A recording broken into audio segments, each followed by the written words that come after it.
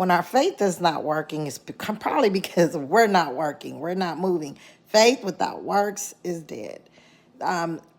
James 2, I'm going to go back to that again. I talked about earlier why was Abraham called a friend of God. And it so happened, just as the scripture says, James 2 and 23. Abraham believed God, and God counted it as righteousness because of his faith. He was even called the friend of God. So you see, we are shown to be right with God. We are shown to be right with God by what we do, not by faith alone. It's not just in what we say, but we're considered to be right with God when we believe God. Remember, because Hebrews tells us that without faith, it's impossible to please God. Because when we don't believe God, we simply call him a liar, right? And no one likes to be called a liar. When I don't believe God, I don't act on what he say. This is how we know. We can judge ourselves. If we judge ourselves, we don't have to be judged, right? So I can judge what I believe by what I act on. There's no condemnation. We're growing from faith to faith and glory to glory, right? So the way I can tell if I trust God is when I act on what he say.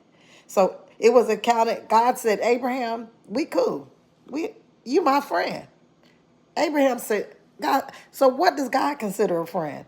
God consider a friend a person who believes in him. God could say, listen, if you have faith in what I say and you act on what I say, hey, we cool. You my friend.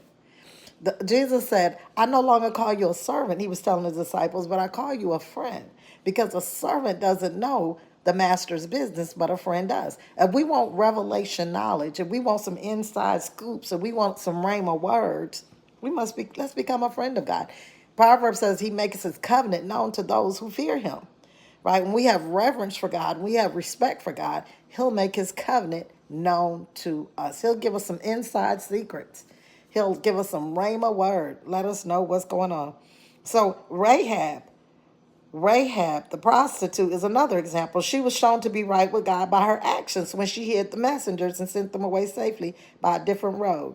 Just as the body is dead without breath, so also faith is dead without works. Do you have dead faith? This is why we're not seeing what God say, because we're not acting on what God say. Dead faith is faith with no works. Do you have dead faith?